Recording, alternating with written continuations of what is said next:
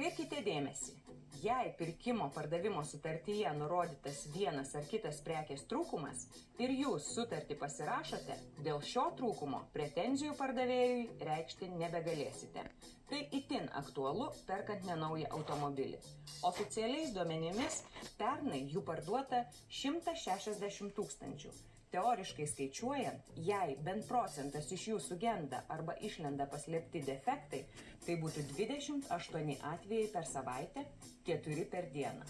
Į šią statistiką patenka ir Vilniečio Manto pirkinys.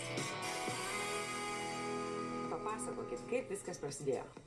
Reiškia, nusprendėm žmoną išrinkti automobilį. Ilgai galvojom, ar naują, ar dėvėtą. Visgi nusprendėm, kad dėvėtą prabangesnį šiek tiek. Reiškia, nupirkom mašiną, pasivažinėjom 4 dienas ir pradėjo lįsti pirmos problemos, nors pardavėjas deklaravo, kad pardavė automobilį be defektų, absoliučiai. Taigi aš vis tiek prieš pirkdamas pasitikrinau į autoservizą. Autoservizą nustatė važiuoklės problemas, šiek tiek alyvos pasisunkimą, nežymų. Bet toliau eksploatuojant pradėjo lįsti didesnės problemos, kaip po 4 dienų sugedo kuro sistema. Ką jūs darėt?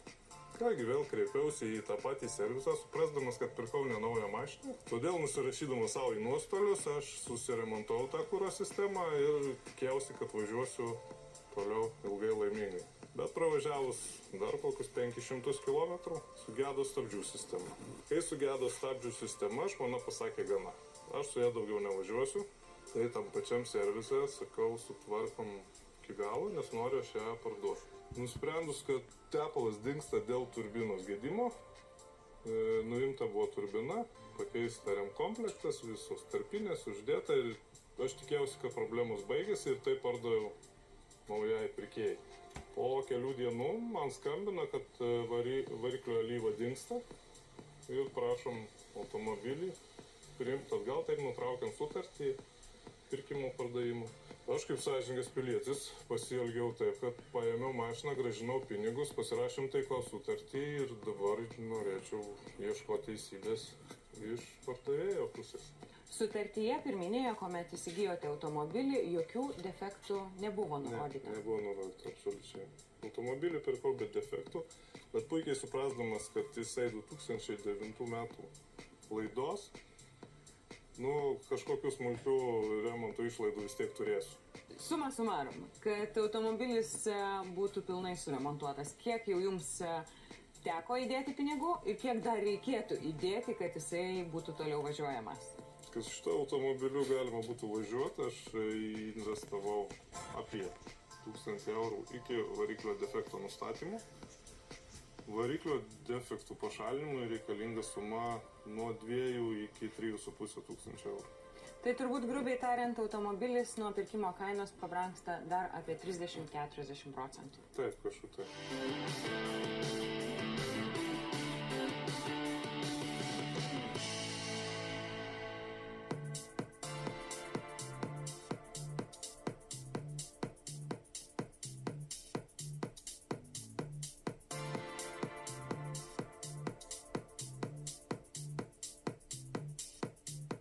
Meistrai skaičiuoja, kad paaiškėjus nuslėptiems defektams, tokiems kaip Manto automobiliui, papildomai investuoti gali tekti daugiau kaip 1300 eurų.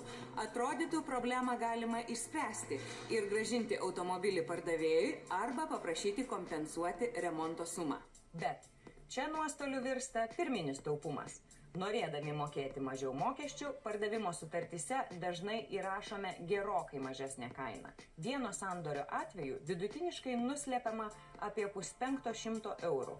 O tai reiškia, kad net ir sutikęs atsiimti automobilį, pardavėjas gali gudrauti ir grąžinti tik tokią sumą, kuri buvo deklaruota sutartyje. Ramūnai, šiais laikais automobilio nei parduosi, nei nusipirksi be sutarties. Taip. Ką reiškia sutartis, ką reikia joje įrašyti, ką žinoti ir kiek laiko jį galioja? Visų pirma, reikia sutartį surašyti visus pardavėjo duomenis. Pardavėjo. Kai dabartinėse sutartyse, kurios yra viešai prieinamos tai yra rašomi tik tai pirkėjo duomenys, tai reikia rašyti pardavėjo duomenys privalomai, kad jeigu kažkas įvyko, žinoti, į ką kreiptis. Prieš rašant pardavėjo duomenis, paprašyti reikia pardavėjo, kad jisai bent jau dokumentą parodytų, ar jisai tas žmogus, iš kurio perka, nes būna atveju draugo automobilį parduodu. Ne, gerbiamasis, netinka taip. Turi būti aiškiai labai pardavėjas, kuris parduoda, kuris figūruoja dokumentuose, parodyk, prašau, dokumentą. Nes kaip ir mūsų advokatas, su kuriuo mes bendraujam ir sutartį suruošiam, Šarūnas Suzukevičius sakė, duomenys yra pagrindinis dalykas, be kurių tikrai mes negalėsime nieko padaryti. Ką dar? Defektai. Tas turbūt labai svarbus dalykas. Taip, defektai būtinai turi būti surašyti. Jeigu defektai nėra surašyti, tuomet, aišku, galima kreiptis į pardavėją, bet defektų surašymas parodo, kiek yra sąžiningas pats pardavėjas. Nes skelbimo automobilis tvarkoj, pirkimo pardavimo sutartyje automobilis yra tvarkoj, o faktiškai atvažiuoja į techninių apžiūrų centro automobilį, pakelia, pradeda tikrinti, o ten pradeda liesti visokiausių dalykų, kad ten automobiliai trūksta kažkokių mazgų, kiti mazgai netinkami, o dar nedaug dievi išlenda, kad automobilis iš viso iš gabalų suvirintas, tai čia tikrai yra didžiulė problema. Jeigu yra nurodyti defektai ir, pavyzdžiui, aš kaip pirkėjas žinau apie tos defektus, aš jau nebeturiu jokių pretenzijų pardavėjui. Bet jeigu nėra nurodyti defektai, ką tada, kokias teisės turi pirkėjas? Jis gali grąžinti automobilį? Pirkėjas turi 4 pasirinkimus. Paprašyti pardavėjo, kad pardavėjas pakeistų į tokį patį automobilį, kad pardavėjas savo sąskaitą suremontuotų tą automobilį, kurį įsigijo, kad pardavėjas kompensuotų pirkėjui patirtas išlaidas automobilio paslėptų defektų šalinimui arba tiesiog grąžinti automobilį ir atsiimti pinigus.